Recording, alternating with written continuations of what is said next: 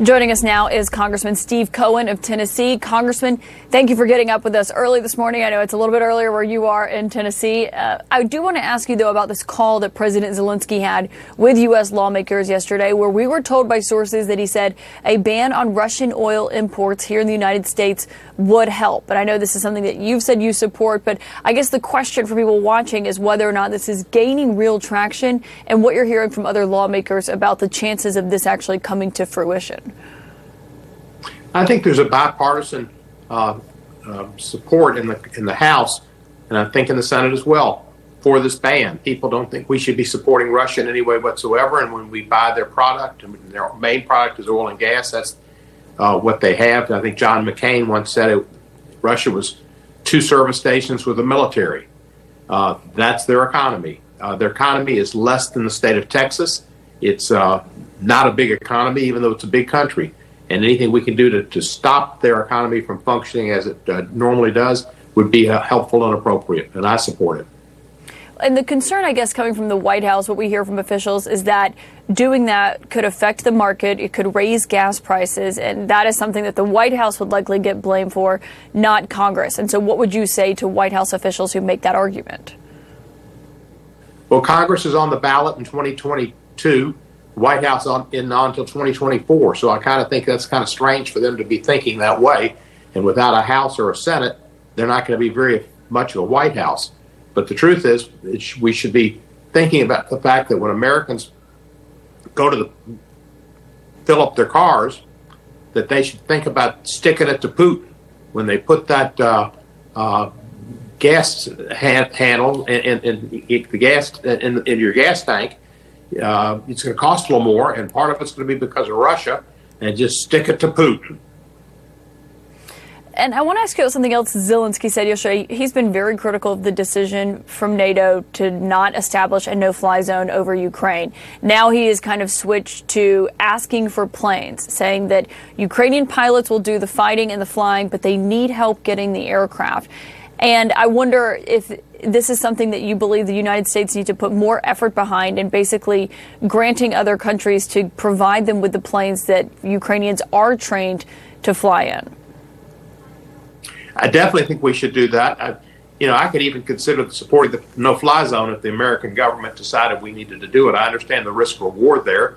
And with Putin, and we don't know what his frame of mind is and where he is with his health and everything else, he could unleash a nuclear weapon. I don't think he would, but it's hard to do anything gambling on the reactions of a man who's not acting in a reasonable manner.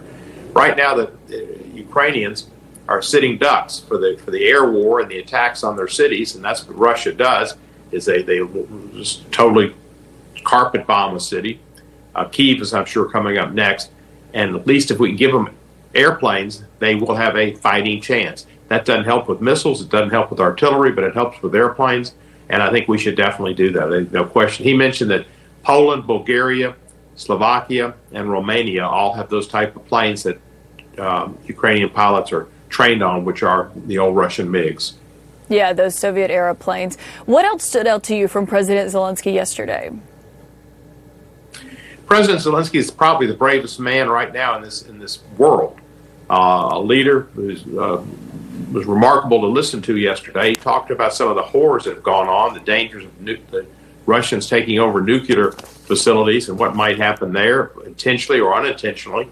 They are the purveyors of Chernobyl. He talked about the children that have been killed. He talked about a mayor who'd been assassinated by Chechens. He mentioned the fact that he knew he was on the list. He was #1 and his family was #2, and there were sabotage crews coming in. There's some crowd named Wagner, which is a group of mercenaries that Putin has employed, put 400 of them allegedly into Ukraine over a period of time. Some of them have been taken out. I think there have been 3. I've read there's 3 attempts to have taken the president's life already, and they've been neutralized. And then the Chechens come in. That's his friend Ramzan over there, who's a mean guy, and he is the president of the country and allegedly was responsible for killing Boris Nemtsov right on the Putin's opponent, right by the Kremlin, for a birthday present for Putin. These are cold, sick, deranged human beings. They have no concern for children. They have no concern for the seniors, the disabled, anybody. It's just a matter of winning. And Putin had no fear of Ukraine invading. He had no fear of NATO invading. This is his isolation and his being totally monopolized by the idea that the Soviet Union coming down in 1991 was a terrible thing. He's a KGB agent, and he wants to go down in history along with Peter the Great. And to do that, he needs to expand the Russian land area and influence and empire, and that's what he's doing. And the fact that people are dying, it's all for his legacy, how people would think of him when he's dead. It's sick.